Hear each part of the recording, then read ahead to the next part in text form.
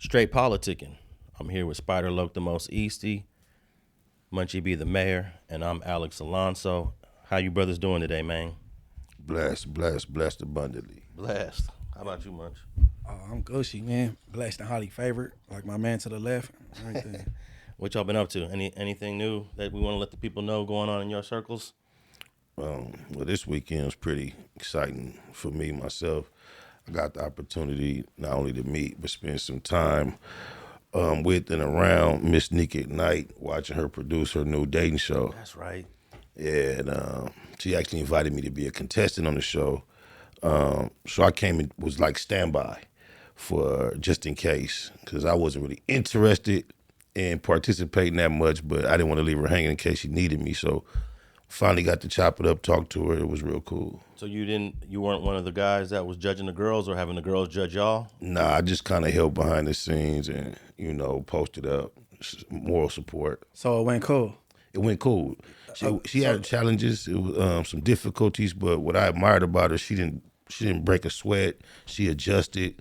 So her original format, the way she planned it to go, is not the way it turned out, but she still made sure she got some quality content. Because I couldn't make it, right? Because I didn't get relieved. You were supposed to be there too? Yes, sir. Yeah, right. I couldn't make it, you know what I'm saying, because I had my daddy duties or whatever. Okay. I didn't get relieved, but it's going to be an ongoing thing because I want to hop on here. I got you. On everything. I'm there on everything. My Sunday's best. I'm pulling up like Huggies. We got you. I saw her first episode. She had this amazing blue gown on. It looked like a $5,000 dress, and she was looking amazing in that gown. All right, I didn't get to see that that episode. I think she called that the pilot episode. I didn't get to see it. Yeah. So how did it ultimately go? It went well. She it was Saturday and Sunday. Saturday she had quite a few girls, quite a few dudes, and there was some confusions, but it worked out. Then the next day, her attendance was slightly unexpected, so she actually flipped the format and she entered into the contest herself. Yeah. Okay, neat. Yeah, she did her thing. So somebody's gonna win a date with her. Of course, yes. Okay. Yes. Hey, and these little dating shows, this little concept, this model is becoming popular online right now. Indeed. Who got that going? Who broke that? It seemed like this ain't nothing like 20 verses. Like Nique thing seemed more like speed dating. You know what I mean? That's what it's like seeming to me. It had a speed date element. Right. One of the things that they did there was speed dating, but they had other little things they did too.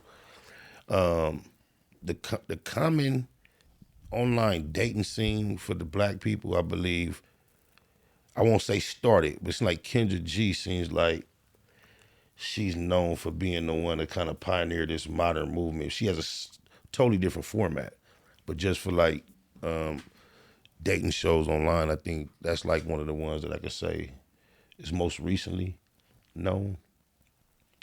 Okay. Well, what's going on new in your circle, Munchie? Oh man, shit, it's same old script.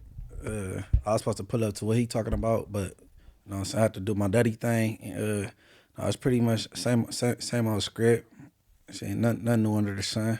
Oh, okay. I was in court the other day on a case, and I ended up not having to testify because the judge ruled against what I was there to testify about.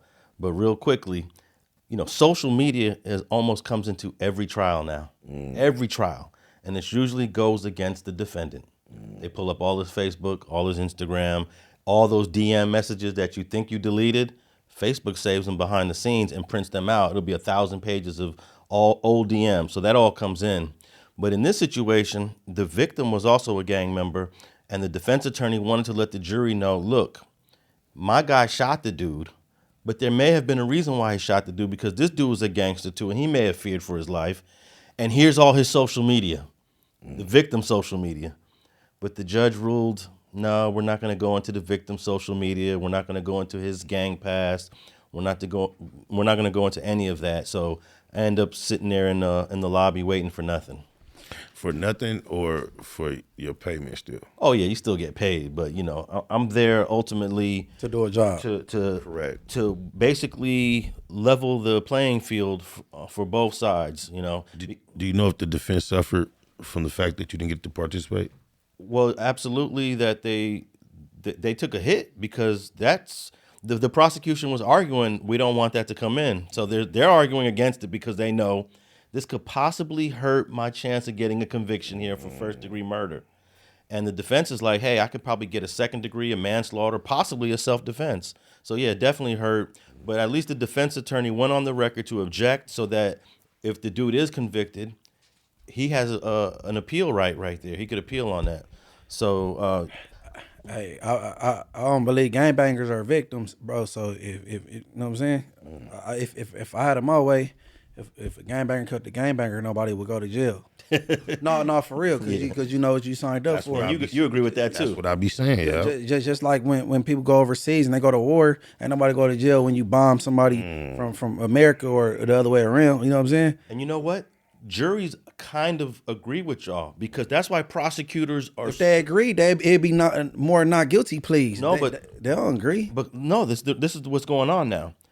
Victims, even though they're gang members, the prosecution goes out of their way to try to prevent the jury from ever learning that the victim's a gang member because they know that some jurors believe, oh, a gang member killed a gang member? Oh, I'm done. Not guilty.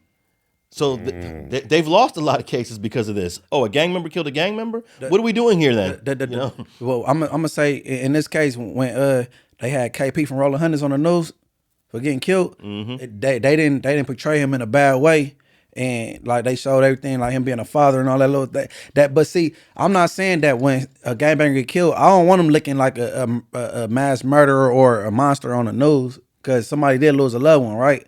But I'm just saying when it comes to the court of law, ain't no victim or something. But like you know what I'm saying, they signed up for that. Just like you would sign up for the YMCA. Yeah. You know what I'm saying? You chose to go to the NFL if you get injured and it's a career-ending injury. You know what I mean? So like I said last, straight politicking, I would suggest don't subscribe to the streets, period. You know what I'm saying? But unfortunately, people ain't gonna listen. No, they ain't. That's just my That message is for the 13-year-old. And the 13-year-old is already highly influenced by his immediate surroundings when he walks off that front porch. And that's why I'm more so into gang prevention versus intervention. I'm not trying to say Spider Loc, that been from East Coast for years. Yeah. I'm not trying to say these niggas with tattoos all over their face and shit.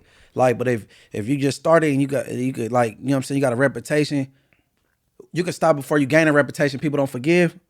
Or even before you start gangbanging, that's something different.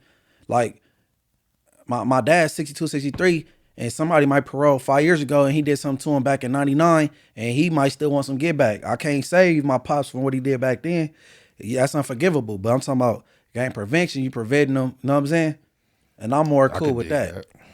All right, well, I want to get into a few fact checks from last episode. I made a mistake saying that Aaron Buhr got into a duel with Jackson. It was actually, he got into a duel with Hamilton. So let me just briefly correct the record here. The Buhr-Hamilton duel took place in Weehawken, New Jersey, between Aaron Buhr, who was the third U.S. vice president at the time. This dude was the third U.S. vice president versus Alexander Hamilton, who was the first Secretary of Treasury. And this happened on July 11th, 1884. And the duel was a culmination of a bitter rivalry that had developed over the years between the two men who were high-profile politicians in a newly established United States. So basically, they both had a gun. They walked. They had their backs facing each other. They walk a certain amount of distance. They turn around, and whoever busts faster, whoever busts more accurate. Who won? Let's see here. In the duel, Buhr shot Hamilton in the abdomen. Hamilton returned fire and hit a tree branch above and behind Buhr's head. Hamilton was transported across the Hudson River for treatment in the present-day Greenwich Village of New York City, where he died the following day on July 12, 1804. Damn. Now tell me that's not gangster. Damn. Okay, was it all behind politics or was it behind a broad? They had well, I don't know the specifics, but I think it was like political wrangling going on between the two over the years, just like the way Trump and Biden go at it. They go at it. It was making me think about the fact that Trump, we could potentially have a president that cannot bear arms at this current state because he's a felon now. So if he does indeed run and win, how do they balance that with the fact that he can't be around no weapons? I think it's a loophole. You'd have to do it in another country based on the CSR. You get a country to host the duel. No, I'm talking about Trump currently. No, he's saying he can't even be around weapons, but so he got the security. What's they called? He Secret can't be Service? around weapons in the United States. But as a president, if he wins the presidency, what does he do because he's ex-con? He could probably pardon himself and strip the conviction. Yeah, but and I think we brought this up on the last episode because you talked about duels in a modern sense, but this is something that's been going on for a long time. Yeah, the concept. And imagine what's the public's opinion? Most people don't know about this duel, right? 1804, but this is against top-notch politicians that said, you know what, let's go duel to the death, and they both agreed. People would look at that today and say, these guys are silly. Gangsters been the politicians been the gangsters and the criminals and people that can't be trusted. Absolutely. So see now you just further so you stamp it. You know what I'm saying? So that's Buhr and Hamilton, not Jackson. I said Jackson last week. But also, one of y'all asked, was Alan Thicke a musician like his son? And I said, no, he wasn't. But it turned out Alan Thicke was a musician. Okay, that was me. Because Robin Thicke, I'm like, we was talking about. Yeah, Robin Thicke got the hits. Okay. But Alan Thicke actually composed some of the theme songs to TV shows, and he also did the Three's Company one, which you probably didn't watch, but that was one of my shows. I watched it. Yeah. Come and knock on my door. Come and knock on my door. We've been waiting for you. Yeah. So, yeah, he was I didn't know. He's a music composer. So, there we go on. Oh, and one more thing. Ben Roethlisberger, he has 2 titles. Oh, he does. 2005. The season of 2005, of course, football's confusing. When you say he got the title for 2005, he really played the Super Bowl in the beginning of 06. Okay. Right? Because championships were played in January. Well, now they're played in February. But Spider wasn't off because he said he got 2 appearances and then he got one. You know what I'm saying? And he also won the 08 season, which would have been played in 09. Okay. And the most yards rushing that he ever had in, I had it here. Yeah, they corrected me and said he was a running quarterback. No, he was absolutely 68. not. That's what they said in the. He had 68 or 69 in one of these seasons that he won. I swear to God, I just guessed out of nowhere. Yeah, let me pull it up. The season that he won the Super Bowl was something like 60-something. I swear I just grabbed the number out of nowhere. But that's pretty impressive that you don't barely. If you running 68 yards a season, how many is that per game? Like 5? Yeah, maybe. And you end up winning a title. Yeah. But you think that's the quarterback of the past? Of course. I disagree. What's your position on that, quarterback? Munchie? Yeah. If you're not a dual threat, like you can't take off and run and slang it, you got to be one of the quarterbacks that's going to sit back there and put yourself at risk and hang in there. Like Brett Favre he'd sit back there and like put himself at risk. And what's called a duel also, but Mahomes, he'd sit back there and just let the whole thing collapse and they just be, you know what I'm saying? So like if you're not a dual threat where you go break and you could slang it, you gotta at least be a quarterback that could slang it and be able to just sit back there. Like the name I was trying to think of was Joe Burrow from, you know what I'm saying? He put himself at risk a whole lot. So you gotta be willing to do that.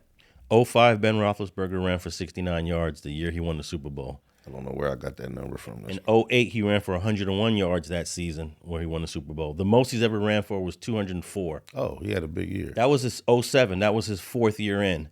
But do you know that he played all the way up to 2021? I didn't know his career was that long. And he never really had a losing record. And he ran for 5 yards in 2021, 11 yards in 2020, and 7 yards in 2019. Of course, these years he wasn't. Yeah, he was still running. Yeah, he was. I mean, he hasn't won a Super Bowl, since 08, and that was his 5th year in. 5th year. So he won a Super Bowl his 2nd year in and his 5th year in, and we ain't really heard from him in the postseason. Right. But those 2 Super Bowls were impressive, and he only ran for 69 yards in that 05 season. But all right. That's 20 years ago.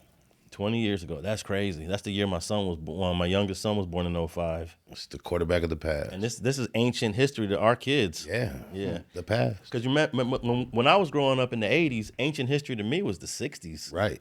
But really, the 60s and the 80s is not that far apart, right? Right. But when people talk about the 60s, I'm like, damn, that sounds like a whole nother, like a century. Yeah, because it also went from black and white to color. So shit did make a lot of change from the 60s to the 80s. I think the biggest change that we've ever seen was the 80s to the 90s, because the 90s ushered in the internet, and the internet has revolutionized everything we do. But some people might say, well, the internet was out, but social media wasn't. True. So social media really is the 2010. From 2010 to 2020 is the social media period.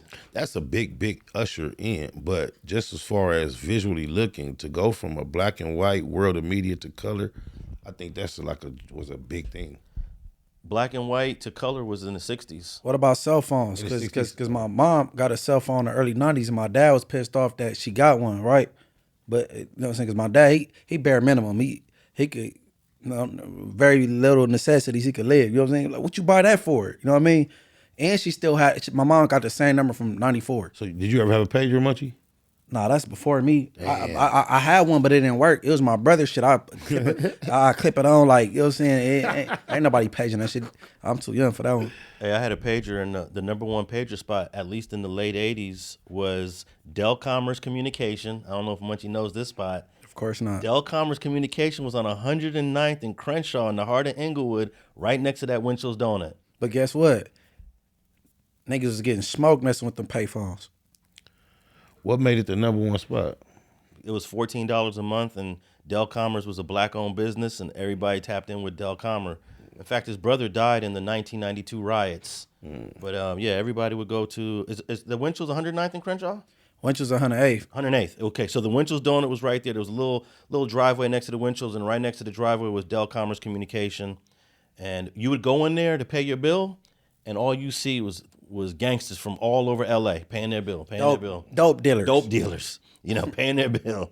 And Rocky tapped me in. Rocky, rest in peace, tapped me in. Hey, you want a pager, man? Go to Deul Commerce. So it's crazy, though. I'm driving all the way to 108th and Crenshaw to pay a pager bill, but that was the spot. But I don't know if, pagers was, everything is revolutionary. When something comes, the typewriter. I was reading when the typewriter came out in whatever year that was. My brother had a word processor. I'm talking about the word processor was After more digital. yeah. I'm talking about the tack, tack, tack, tack, tack, tack, tack, tack, tack. When that came out, and then printing in the first place.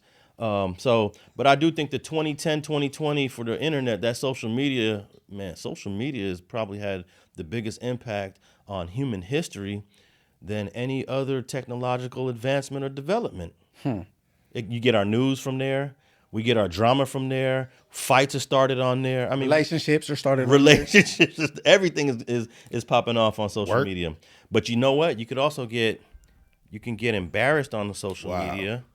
And there's this white girl named Lily Gaddus. I'm just finna react to this clip of you and Adam too, man. Oh, come on, man. What them broads say? Spilling the tea. This is him on the clip. That's Bricc? Yeah. Does he want to go on speaker real quick? Yeah. Should we play it first? No, you stay on the phone. Hey, shout out Bricc, not the trick. They All right, don't see late. And we're gonna jump to the I hollered at Bricc. He said, "Don't see late." To the no jumper clip. We'll come back to Lily Gaddus.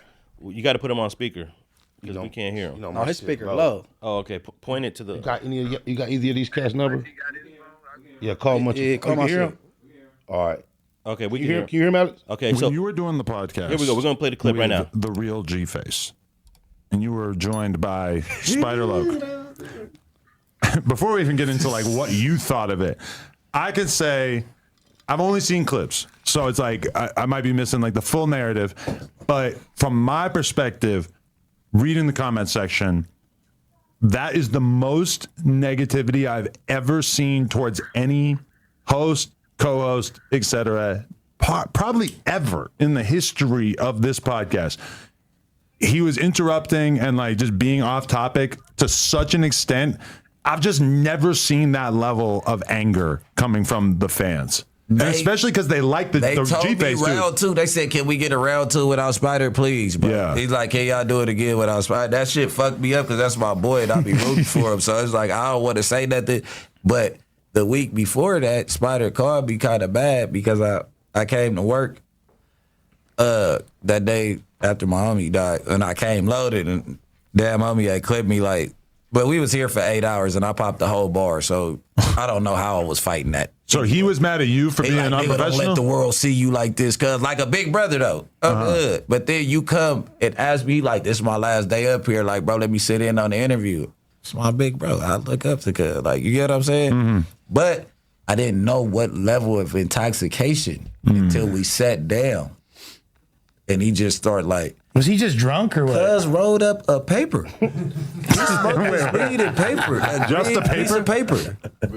Oh, you didn't watch it? I seen clips, but I didn't see that. It gets, Donnie, it gets to that. And I have to watch it because I want to be on the round two when we run it back with the real G-Face. Yeah. So I got to watch it so I can take notes. But I'm just seeing like, shout out to Overtly Invested or whatever, bro. He made an amazing compilation of every time he interrupted. Oh my God. Then he shook his hand. He gave him the ends. I'm like, hey, bro, don't give him. I'm like, oh, come on, cuz, don't give my cousin the ends. He from, What's the ends? He gave him the two fingers and the thumb. As we got Bricc Baby on the line, and Spider. First, Spider, what's your reaction to that clip? My initial reaction was different than my actual reaction is. I called Bricc when I first saw it, before I even watched the whole clip. And we got into a little back and forth, a disagreement. My main thing, what made me call him, is because he said Spider called me with a concern about the way I appeared on the platform. But yet still he was discussing his concern for the way I appeared on the platform. So I was telling him, but he was live at the time when I called him and I didn't know, so we had to basically cut it short. So I didn't get a chance to follow up with him. But once I followed through and watched the whole clip and saw the entirety of it, I had a better resolution with it. So I called him this morning to tell him that he didn't answer. So he was actually just calling me back, returning my call, not knowing we were sitting here reacting to it. But I can agree, those comments, it was some of the worst comments I've ever seen as far as consecutive people not liking what I was doing. Hey, Bricc, what was you feeling during the middle of that interview? I just know my bro was at his limit, but he still is a great conversationalist, so he could wither through it. But it was like when he was breaking through, and I'm like, oh shit. I'm like, I can't tell him because I tapped my nigga like 2 times, and I'm just like, we finna rock out. Like shit, I be, you know what I'm saying? I can't judge because I be loaded sometimes. I can't really judge. You know what I'm saying? All I can do is work, and it's my big brother, so it ain't no, hey, come to, you know what I'm saying? It was just like, all right, well, we just doing this, we're turned up. But at the end of the day, I really didn't see it because we was there in real time until all the fans start DMing everybody and then people in the red. You know what I'm saying? But at the end of the day, Spider always get on my ass. What we talk about in private do need to be in private. But I did not bring up that situation. I reacted to it, and that's why last night when we was talking, I'm like, damn, I mean, I'll be trying to hold my tongue. That's why I'm like, did you watch the whole thing? Because I doubled right back on them and told them that they was doing a great thing. You get what I'm saying? But I don't know if we reacted to that part too. No, we cut it off a little shorter than that because I don't think Alex really knew how long it was. But no, it's all love because, you know, it is what it is. I know I was super loaded. I ain't smoked a cigarette in 10 years. That's what I said. I said we was going, it's funny to me how I said it. It was like a jokingly matter because who could Bricc Baby judge? You get what I'm trying to tell you? Right. So I'm like, my nigga was, hey, I done had plenty moments. He had his moments. Shit. Hey, I'm going to tell you what's funny. Because Spider critiqued me about my drinking on camera. And then I limited he said, don't, out the bottle, put it in the cup. Well, he doctored my shit. And then he get faded like Blueprint. So like we just got to do little self checks and then like boom, bounce back and everything be you know what I'm saying, Gucci and Gabbana. To my defense, that was not a scheduled appearance from me, and I had kind of reached my limit on our shit where I didn't do too much. We was baking it with the baddies. Yeah, I think I should have. That was it. To go into we didn't just go walk into the next interview. We kicked it, got loaded some more, then did the next interview, and I was done. It's that creeper, you know, when it creep up on you and you already in that position. Hey, Bricc, real quick, what does Adam have to say about you when sometimes you're really loaded and sometimes you seem a little bit off your game because of the level of intoxication you have? Does he ever pull you to the side and give you some advice on that? Yeah, the day that Spider reached out to me, since I done already ran my mouth and said he reached out to me, the day Spider reached out to me, right? Hold on. That's right, Daddy Time. Let me get it. Salute. So he had reached out the same day, and he was like, "Hey," he was a little bit nicer. He said that, "Hey, can you not smoke that much weed before the next pod?"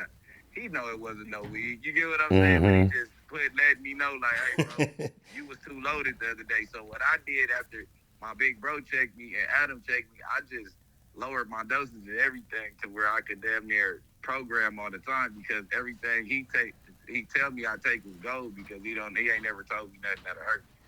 Yeah, I've watched you quite a few times, and I sense that when you're less loaded, you're on top of your game, you're sharper, your interviews are better. I've seen you a few times when you were super loaded, and I was like, this Bricc is he not on his game right now. I mean, when you slow down the week on camera, you know what I'm saying? Sometimes they gonna get you. All right, I appreciate you tapping in, man. I'm gonna holler at you a little longer. Hey, Munchie. What's the deal? You already know, keep it whooping. All the time. My nigga. Can we ask you one question before you go? What's going on? Why was y'all half naked? oh, I came in there with that energy. I was already sliding with the chain and you know what I'm saying, on my thing all day. I ain't had no shirt on. We hit quarters. You know, I'm still on from last night. We was at hood day. So, nigga, I pop out. It's hot to the motherfucker out here. I just didn't have my shirt on. And then they just wanted to be gay and be like me. They peeled out too. All right. They peeled out so much I walked in there. All right, good looking, cuzzo. All right, I like that. Look, all right. all right. I didn't play the whole clip because Yeah, it was 6 minutes. That's it. Yeah, But some of the other things that he said, Adam asked if Spider had ever done an E-pill. Man, everybody that know me, if you tapped in with my journey, my experience, Thizzin is not no stranger to me. It's never been a stranger to me. And, I'm totally sober today. No drinking, no Thizzin. Of course, I've had my cabbage each morning. I do that, but it's not something I do all the time. But yeah, I'm not a stranger to Thizzin though. Well, I think he asked, do you do them regularly? Not if you do them. I think he knows you do them. There's been a time in my life where I did them regularly, but I don't do them regularly currently. Do you think that the pills or the Thizzin does impact interviews and podcasting if you do it the same day? Well, to be honest, it used to be part of my routine. I wouldn't do either. I wouldn't go live stream or interview without popping the Thiz. I usually have very little interest in conducting long time monologues or dialogues with just when I'm sober. I don't really give a fuck about hearing what somebody else has to say or sitting in front of my computer talking to the world to no audience. That shit used to be hard to develop. So I used to pop almost every time. So I got in the habit, every time I'm going to engage and do some shit, I pop to get talkative. So popping and drinking and being too talkative probably has a problem. You got to find some balance. Well, Adam said that was the record for most negative comments on a No Jumper interview. I know that out of the ones you've done on Street TV, the Ron one got probably the most negative comments. I'm not sure, and maybe even episode 1 of Straight Politicking got some, but But outside of just those two, you already know, Alex, it's my number one. No, I'm gonna tell everybody that when Spider's on his game, there's nobody in this podcasting world that can come up with a better conversation, that has the experience of the streets, that's been in the entertainment business, that is tapped in with a whole lot of rappers from the past that are still relevant today. There's no other person that brings what Spider brings to the table, when he's not, I don't know what do we say? When you're not overly thizzing, or when Spider is Spider. When you're not on, just to sum it yeah, up. When Spider ain't on one, can't nobody really mess with Spider in this podcasting. And Adam knows that. Salute. Everybody knows that. They just know that there's certain times that, like this interview with the real G-Face, that we getting something happened. And I'm gonna ask you this: rest in peace to Puto. He had a birthday the other day. Mm-hmm. I know he was one of your closest comrades. Yes. And the last week might have been a little tough for you. The last couple weeks, last month. The 2024. So far, since February 18th, it's been extremely difficult, but no excuses. Disney getting loaded been my lifestyle since the early 2000s, since Disney came out. It's not like nothing new to me. Being on these platforms, trying to carry myself in a professional manner on a consistent basis, perhaps so, is more new. So therefore, they're, like the homie say, Munchie makes me aware that he does a lot of self-reflect, and he suggested I should do something as well not too long ago. And it's something that men do on a common basis if they care about being presentable. So I'm not above that. We know, Alex, that my number one critique is cutting people off. It comes before podcasting, in my relationships, talking to females and shit. You trying to have conversations. I know this is something that I need to do better in. Now, with the Ron interview, that was the number one thing, because people were really there. When you have someone like Ron, they're tuning in for Ron.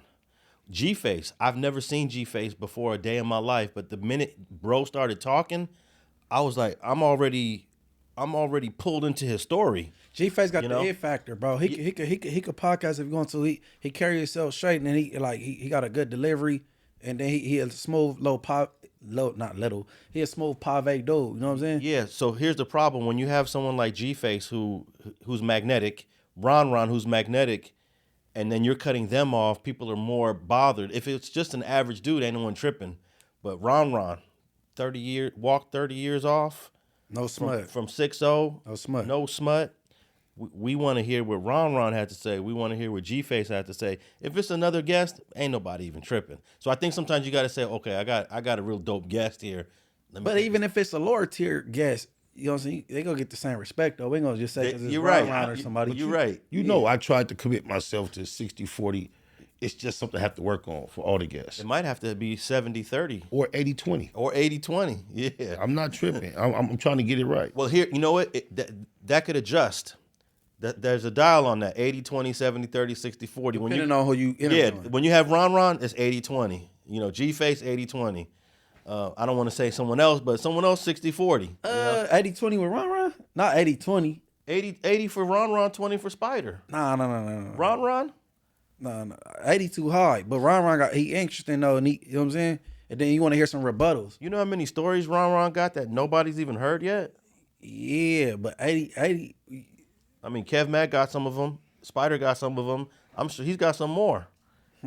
But you know that's all. That there's a sliding, a slider on that. 80. Ron, personally, I have to admit there was a level of excitement, personally, to be there talking to him, and that's probably why I wasn't more relaxed with allowing him to. So many things I wanted to get out to say to him or ask him. But it was good to hear Adam say, Spider got a lot of potential. So he understands. Salute to Deuce, man. Yeah, he knows. I mean, I can admit that, like he said, that may have been the worst moment that we got to reflect on my podcast. And so we can pick apart my worst moment and dissect it. Look, if you're 100% every time, you out podcast everybody on No Jumper. I'm sober today. We're going to try this out for a while. Who my favorites on No Jumper, I like Poetic Flacco. I'm starting to like him. I used to didn't like him. Mm-hmm. I'm starting to like bro. See, I want to take credit on making him be lighter on the ears as far as you and Spider. You don't have to take the credit from me because you already know. Because Spider was absolutely like, you know what I'm saying? But I gave it to you though. I'll let you know. No. Because you was like, man, what the fuck? I wasn't. But I thanked them since then for making sure we see it the way we see it now, because I wasn't seeing it at first. No, Flacco cool. Sharp, Bricc, and Flacco. those are to me the top guys at No Jumper, and you're right there with them when you bring your A game. Salute, thank you. Yeah, Appreciate it. and all right. Last any final comments on the Spider Loc No Jumper interview before we move on? Nah. Okay, let's talk about this white girl. Before you play the clip, this white girl, her name is Lily Gaddus. She was doing a cooking video. She was wearing an apron, trying to look cute, and she just dropped the N-word out of nowhere, so casually, so smoothly. And then when she got the backlash, she didn't do what most Karens do. Most Karens retreat, find an excuse. I'm not this, I'm not that, I'm sorry. She went a whole nother way. Can we get that clip on Lily Gaddus, please? Everybody I know who's married right now, they're married to broke-ass niggas. And they don't care. We don't give a fuck about your money. I couldn't care less about your fucking money, okay? Okay, do we have her reaction? So a recent video of mine seems to have upset members of a certain community, and all the backlash just really made me, just really do a deep dive, like do a soul search. And after all that, I still couldn't find a care. All right, that's it. That's Lily Gaddus, boy. She's sticking to her guns. She's standing on business, as everybody says. But is she out of control? You want to go first, Spider, or what? Oh, go ahead. All right, because recently, shout out Angie, Latin affiliated, she interviewed Bozo. He expressed that he don't use the N-word. And then me, Mariah, you know what I'm saying, we reacted to that because, my boy Lefty Gunplay also said the same thing, get that respect, you know what I'm saying? But he did say it slips every once in a while. It slips every once in a while, and he admitted to that, you know what I'm saying? Okay, now she's very unapologetic about it. But my question will be like, alleviate my question, because at first I was going to say, where is she raising when she raised around black people? Because you know what I'm saying? Because we had a white girl from the hood and we got Mexicans from the hood, and we don't frown upon them when they use the word. You know what I'm saying? Because they was raised around us, and we look at them like us.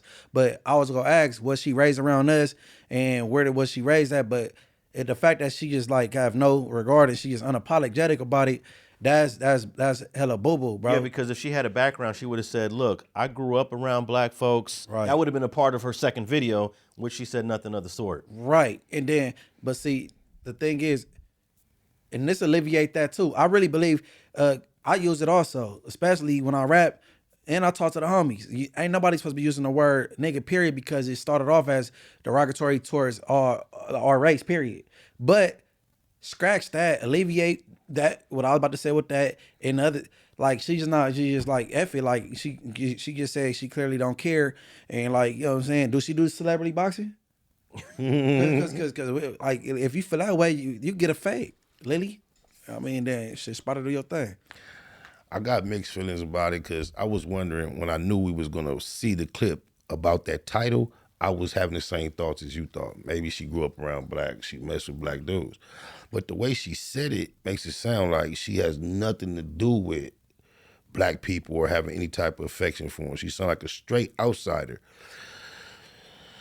And then I also have to balance that with the thought that we often express ourselves as being the most influential people in this culture. We set all the trends. And we know, like we say, how we marketed that word, we made it an everyday word. Had it came off a little more with a little more rhythm, a little more smooth, a little more casual, it might not sound so abrasive. But it sounded like somebody that would make you want to spit on them for talking like that when she said it. And then for her to double down and come off in the beginning of her explanation, she sounded like she was about to render some type of apology. And then to flip it like that, and then wear that American flag, I guarantee you she's a concealed weapons owner, and she's looking for somebody to try her in public to make an example out of. All right, here's my question, though. And Spider, maybe you could relate to this. Because a bit of me thinking that this chick is just trolling. Might be. She's just trolling on TikTok for views and likes and virality. Because it almost sounded like a skit. It almost sounded like she was performing. The niggas. Yeah, the way it came off. It almost sounded like this was a movie or a show and a script. And this was her scene. Is she really, really feeling like that? I've seen other things on TikToks through the years where like white couples would do very derogatory, racist little things on TikTok about blacks, and then a week later they're on there crying, apologizing, saying they didn't mean it because they got the scholarship snatched from them, things of this nature. Maybe she hasn't received enough consequence. But is using the N-word for deliberate trolling acceptable? Would she get a pass if she came out and said, "Oh no, I was just trolling. That's my the character I'm playing." Your deliberate trolling, is somebody black involved? Is they behind it? Is they backing you on it? Because you can't do it on your own. You can't. Nah, hell no. No, it ain't. It ain't acceptable. And how long does she have to take before she reveals all that? I don't think it's trolling. I think she's trying to stand on what she's standing on, and I just want to know. Forget having the right to bear a weapon. Could you squabble? I mean, because it seems like you like attention. When one of these black young ladies that's an influencer or get out there with you, you know what I'm saying? Everybody, but every time I see a Karen get an ass whooping because they did too much, them be some cold ass whoopings. And belt the ass, bro. I mean, that's all I want to know, Lily. You know what I'm saying? Straight politicking, tap in on tap out. We can line you up with something. Somebody, you know what I'm saying, to put it together. Well, she's the most famous Karen in the United States right now. We're going to see about you, Lily. Man, I got an artist, Honey Hustle or Ash Bash. Which one? The one that catch the fade. What you know what I'm saying? Whatever one you could pick which one you want to get down with. Whatever one you think you got to win with. Man, how about that? Nigga.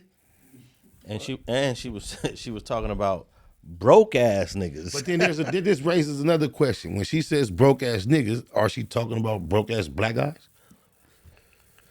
Because it might be a white guy that says, my nigga, or I'm a nigga.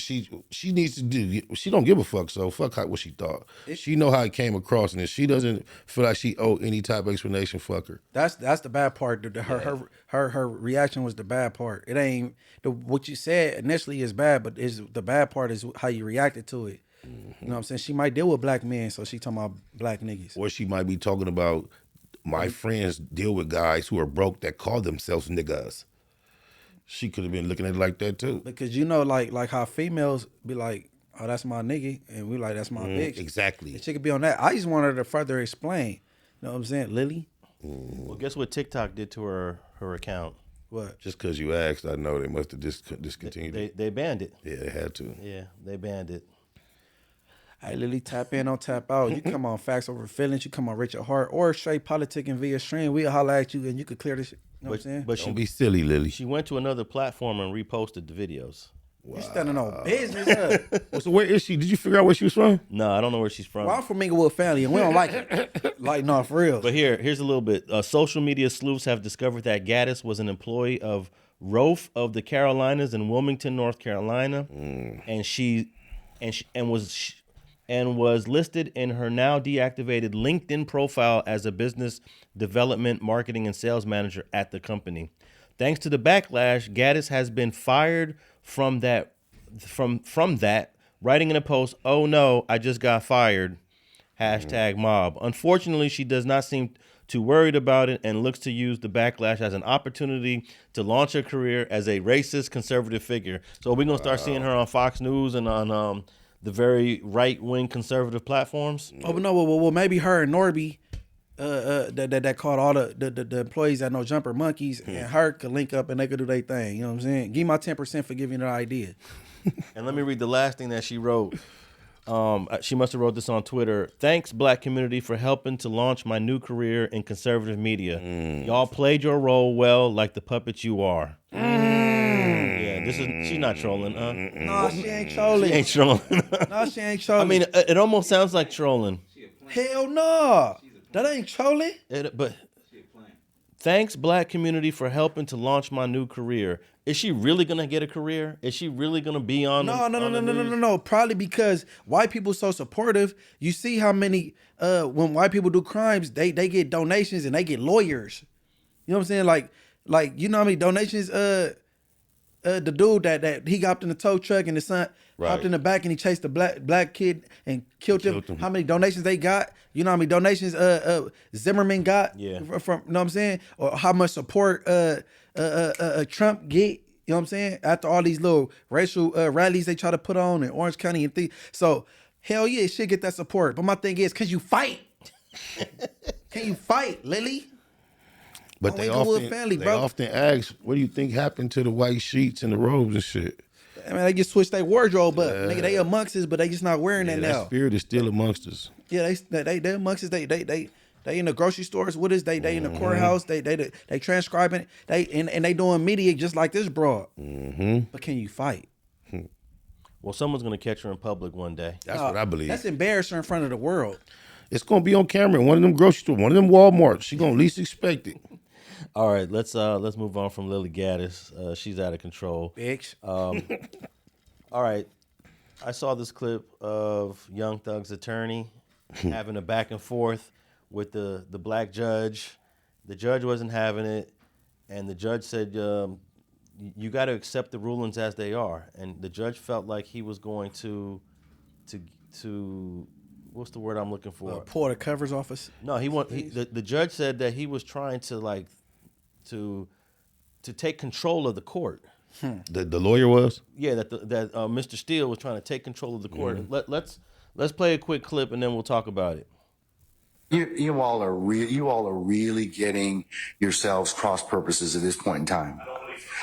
Sir, I'm telling you, you are at this point in time. You made some things out of nothing. I think that you're on very precarious ground at this point in time. So I'm telling you at this point in time, he's in custody. We're going to go ahead and start. You can represent Mr. Williams. That's okay. That's fine. I'll take up the other stuff as needed, but I'm not going to take it up right now. I will not. Say again?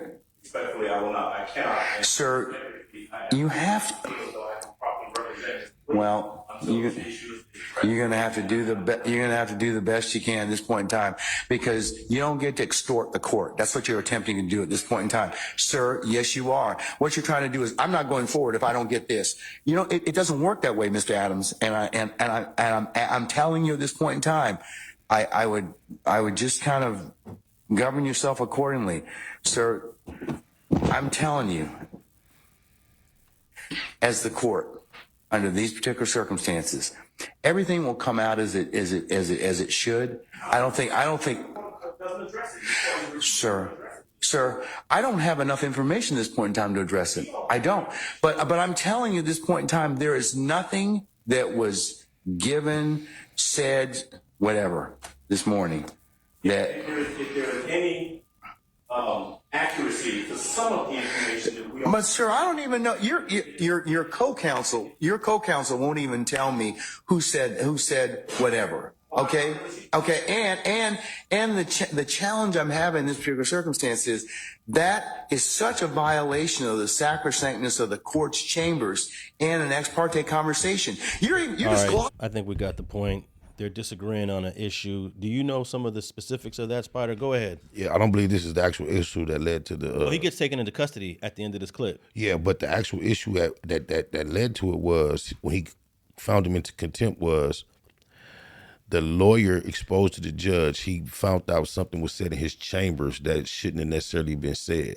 And the judge wanted to know, how did you find out? And the lawyer refused to reveal his source, and I believe that's the most. That's correct. Yeah. What was said in the chamber, he know who all was in the chambers, so he's pissed off. Like, how do you know this? And Mr. Williams, which is Young Thug counsel, wants to know why I wasn't present for this conversation. Mr. Steele, and he and things like y'all intimidating the witness, which is YSL Woody, trying to make him go against. You know what I'm saying?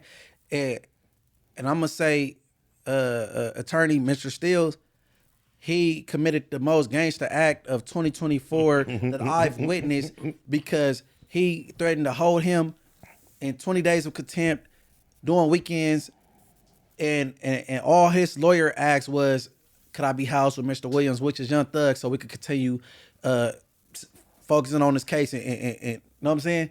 That is a grand attorney. If I had the bread to obtain him as a retainer, bro, and I got the utmost respect for him, and that judge should be, because to my knowledge, you can't fire a judge. They gotta retire, or you gotta force him to resign some way. He need to be. I don't think it's debarred because he's not a lawyer, But what is it? Spider D Banks? I believe it's D Bench. Man, he need to get up out of there, bro, because he violating this man rights for due process as an attorney. Judge Glanville. Judge Glanville of Atlanta is violating this attorney Steele's rights for due process. He said he not moving forward. He need to, you know what I'm saying? Yeah, but the judge actually says to Attorney Steele, you have some information that you should not have gotten.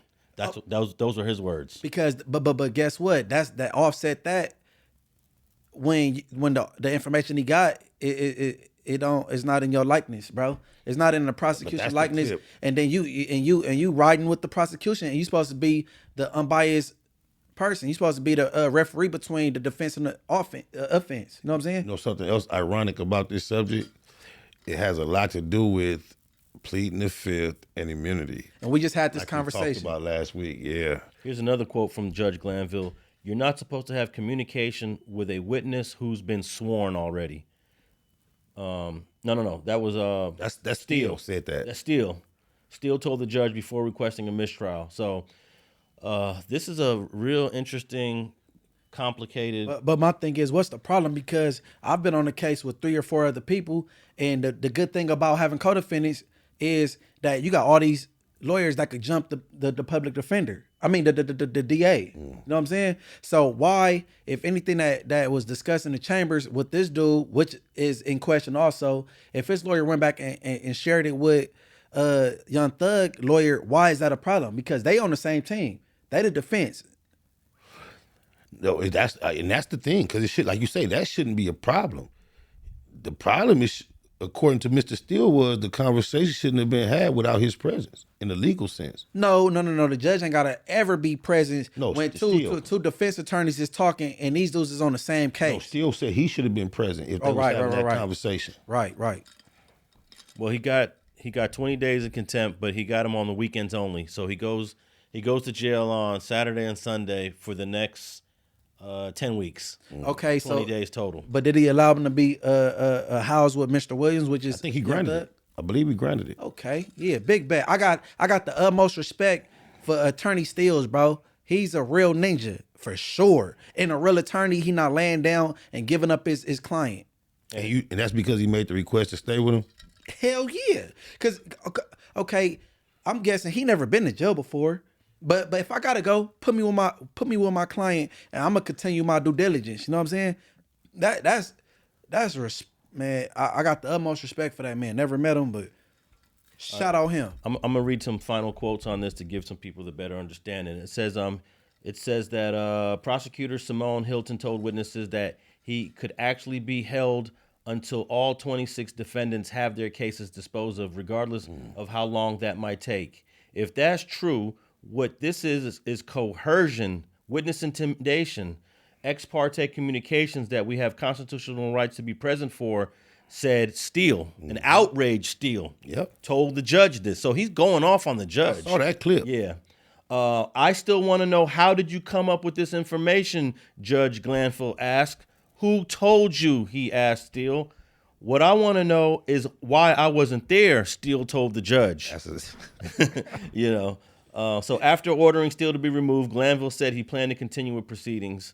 I'm not halting nothing. So this is the judge never admitted that the shit wasn't said. That's what that exactly.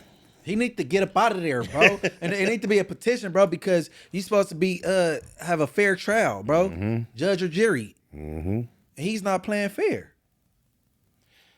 Well, we're gonna and somebody freedom in their life at stake. Somebody may not ever see their kids again, and you playing around in that road.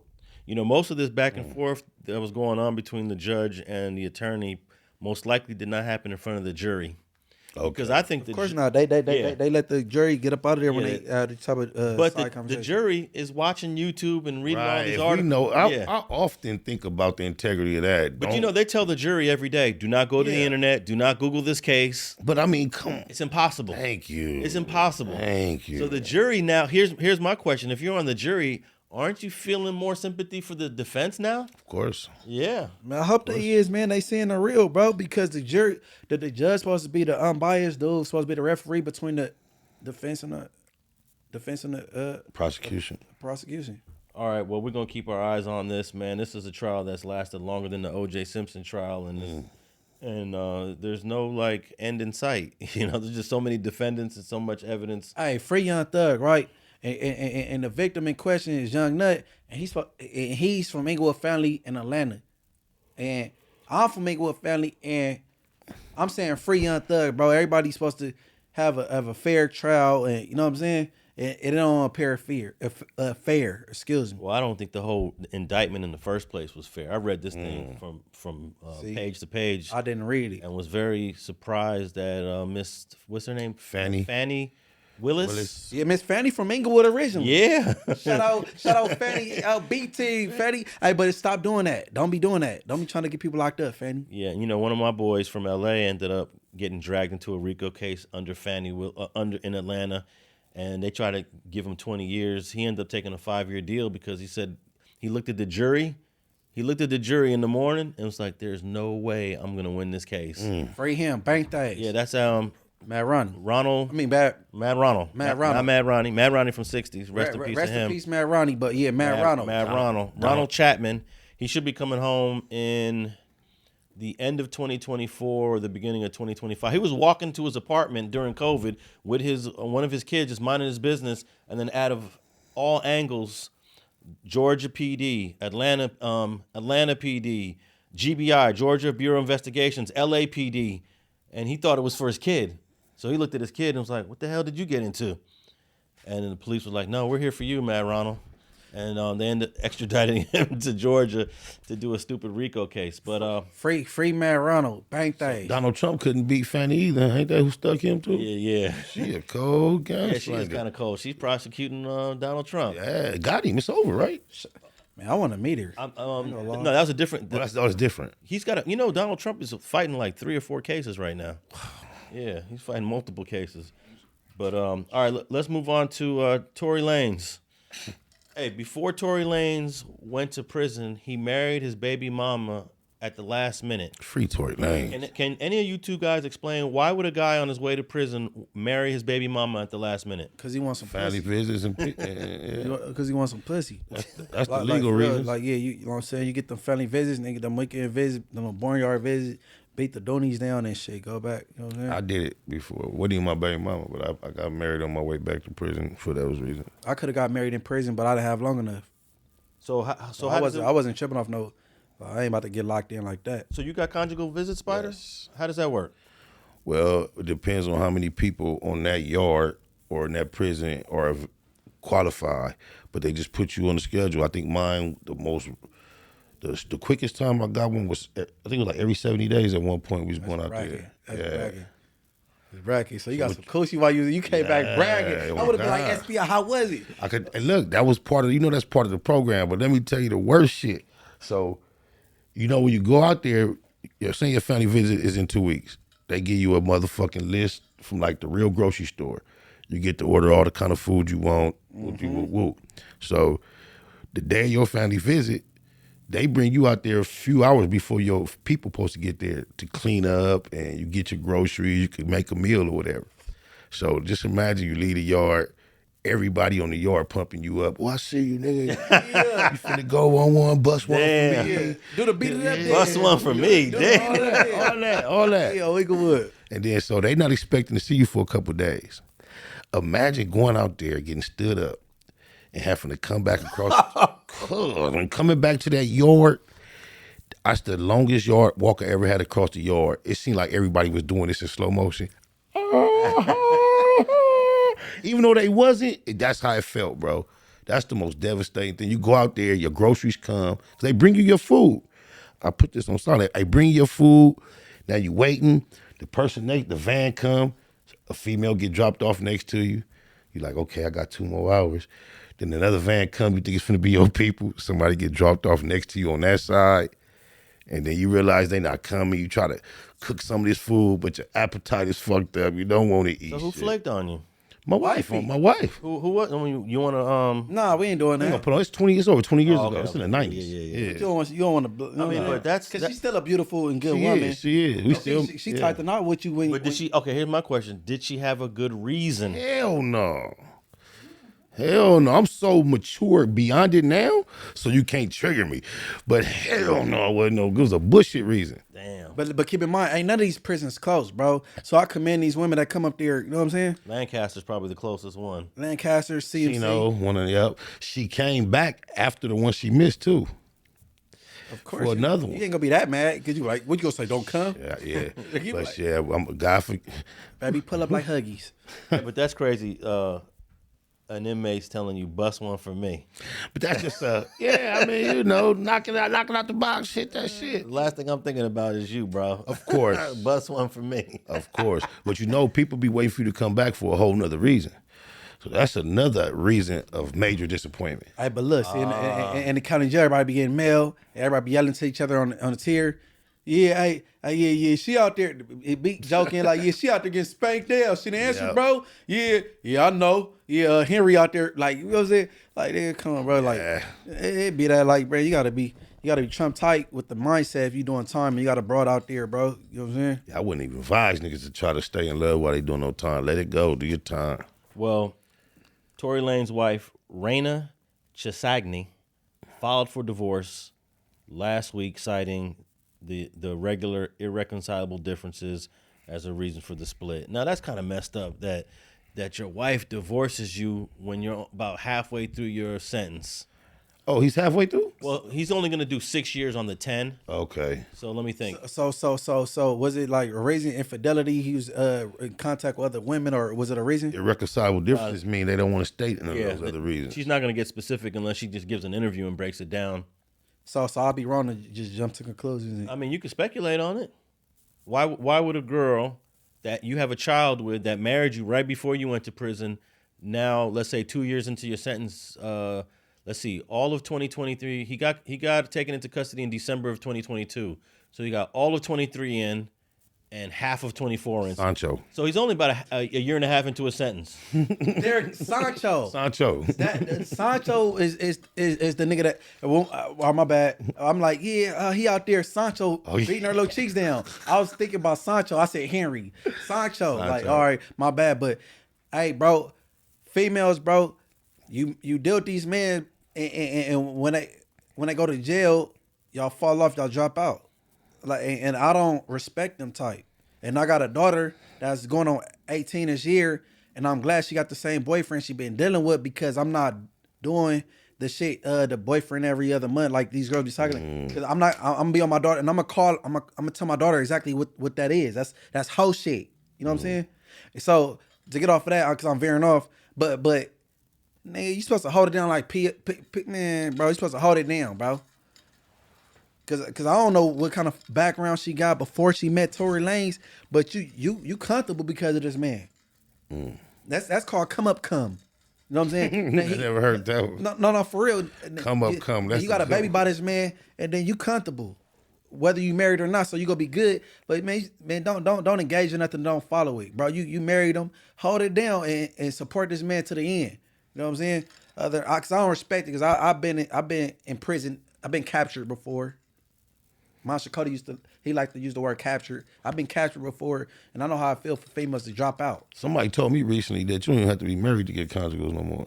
Well, they got tablets now, so I don't know. It's a lot different. And they say rainbow activities can get conjugals. That's bullshit. Hey, look. I hope it's bullshit. No, but I don't think so. I think you got to. No, lifers could get conjugals now. I know that. But yeah, you don't. But now because of the rainbows, you don't even have to be married. Just have a partnership. They done broke the door down for that. Bullshit. Well, California must require marriage because they got married on June 25th, 2023.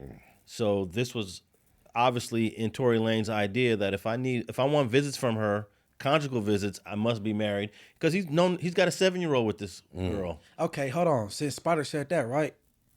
All right, I got a hypothetical, right? So say I'm Munchie B and I married the homie Takeoff for conjugal visits, but I'm trying to get the shit in. I'm trying to get the pack the dope in. So is you gonna look at me different because I'm married with the homie on paper to get the dope in? Hell yeah. I might marry Lil Munchie, bro. Hey, bro, I'm talking about you. Well, what about this? Where you go Would you think? I'm a divorced blood. Like when I'm about to get out. What would you think? What would you think about a nigga that went and signed up and said he got fucked over in Los Padrinos? Oh yeah, I know a lot of people doing that. Oh yeah, but the thing is, you ain't got to say it was a man that fucked you over. Right, I heard that too. I heard that too. But I don't know if they want to let men do that shit because keep in mind, if niggas is hooping cell phones in their ass, what makes you think they won't marry a man on paper and get the dope in? I'm not putting that beyond a lot of people. I got a person that I know from the East Side. He been down for over 20 years, and he just recently got caught up in a scandal because he's in prison. And I guess he went there and told them people he was a tranny, and they put him in a female prison, and he done raped something and got it pregnant. It's going around right now. Everybody know about it. I don't care what the viewers or the comments say. I doubt it's true, but if they say male on male marriage in the prisons and they let somebody come in there, and if you talking about you married the homie to get the dope in, because you could become a million. Niggas pay bills from prison. Rental cars, they take care of families from prison. So I know I've been there. I know what kind of money you can make there. If the homie could bring it in. I mean, of course, in a perfect scenario when there's no other option, he just had to. But it's like when the ratio for women to men is 7-1. Like, why would we get that desperate? But we talking about what gender gonna take the risk. You got more men goes like, man, let's do it. Then females gonna be like, hell no, nigga, I got kids. Mm-hmm. I understand why you say I feel it. because this will be. I know it's gonna be a clip, but I don't care. But they're gonna be reacting to this and all that. But I'm not just saying it because it's gonna be a clip. Because if we was off camera, I still had the same opinion. Not because it be a clip. I know it's like niggas like nigga hell no because y'all never been in jail. Y'all know what that jail money look like, or I'm secure myself. I think there's always a female to find to do it though. I would agree. Yeah. Man, a lot of these females can't even get in. They on probation themselves. Or they broke it and don't got a car to get up there. You know, ain't none of these prisons buy nobody houses. So I'm saying, I'm talking about a homie that's from the turf that on EC, on IF. Oh, they go hop in the hoop, have a blunt and they hanging from their lip all the whole way there. No, it ain't nothing bad about if they could come and have that visit without getting married. Now, the fact when getting married, of course, that's okay. If it's just technical, it don't sound, don't look good. I just wouldn't suggest me getting in a rap beef after that. Right. Munchie, you was married to a man. Like, it'll be bad. You feel me? Exactly. Man, I like women, and I done had a lot of coochie in my life, bro. I know what I'm saying? But I know if I could get some bread. Yeah, I mean, if I'm in a pen where it ain't in demand, don't let me be in high desert when they ain't got shit. Don't let me be in Pelican Bay. That nigga that's so down to come, I just need him to be down enough to find a female to come. Just get a girl off of me, man. Ah, man. The homies that got all this time, they be like, Munchie, hey, find me a little bro. I be thinking like, bro, I can't, bro. Like that'd be the hardest shit to do, bro. Bro, they see me on Instagram with some bras or something, and they think I just got the magic wand. Bing, here go a bra. Nah, I don't got it like that, bro. But like, man, that's so ain't good. I ain't got an ounce of gay in me, so I'm not tripping. Nigga, I'm like, man, hey, bro, hell yeah, we gonna be in there telling war stories the whole time, the whole weekend, I guess. Hey, maybe Tory Lanez's wife didn't want to bring in the stuff. I don't think. And there's no need for me to be married to you if you ain't gonna do what I need you to do. No, that ain't the case. Nah, I'm just kidding. Because Tory Lanez, he don't have no reason to hustle. He rich. What if she found out she was pregnant and he ain't fucking? He didn't file a divorce. She did. Yeah. It's time to go. This Sancho got me blew up. Sancho might be talking that talk. Oh, she's also asking for legal custody, physical custody of their 7-year-old son. Wow. So that means she's mad, right? She's in jail. He's in jail. You got custody anyway. Yeah. Ooh, what if he got caught up getting another visit from another shit? He might have got caught up being a player. He is like a celebrity ass nigga. Okay, in prison, I could be having a visit with, let's say, Brittany. And then while I'm having that visit, Brenda could just walk in my visit. Versus in the county jail, LA County Jail, your visit got took. Like, I already got a female at the window with me already. So it's like, oh, who came to visit you? Know what I'm saying? So maybe she walked in on the visit and he was already rubbing on some thighs. Or maybe Kelsey Harris or Megan Thee Stallion went to go visit him. No, not Megan. Probably Kelsey. Yeah, Megan. Maybe Kelsey. Megan. I want to meet Kelsey. Megan definitely not. But all right, man. Any final words before we wrap this up? Nah, not other than yeah, it probably has something to do. I wouldn't have no idea. You never know, bro. Man, everybody, hey, shout out my boy Frosty, right? I ain't got his Instagram because he get them all knocked down. Alex know how ignorant the homie Frosty is, but this is sweatsuit, bro. Everybody go tap in with the homie Frosty, bro, on everything. King Gerb, you know what I'm saying? My young ignorant homie, you know what I'm saying? You know what I'm saying? MB_THA Mayor on Instagram and Morals Over Money 92 on YouTube. You know what I'm saying? That's all that shit was. And you need to start posting on your YouTube more often. Man, I'm about to start posting like a stamp. For real. Okay. I gotta get it going. And where can they check you out, Spider? Spider Loc, most Easty, the number 7 on Instagram and on YouTube.com/Spider Loc most Easty. Black Box Productions going up. Seeing things. I just saw you on an interview where there was a window in the, I don't remember the name of the platform, but you was in a warehouse. With Why Not podcast. The Why Not podcast, yeah. I just saw that. That's where 4Xers did that shit I didn't like. Yeah. But we're gonna say that for next week. Okay. I just saw you on that one. So everybody go tap in with Spider on that Why Not podcast. Yeah. And I'm at Alex Alonso 101 on all social media platforms, and make sure you are watching Street TV for clips and episodes. And you could also listen to this episode and all the other episodes we have on the platform on Spotify, iHeart, and Apple. And if you're on the Apple podcast listening right now, go ahead and leave us a rating and review. And thanks for tapping in with another episode of Straight Politics.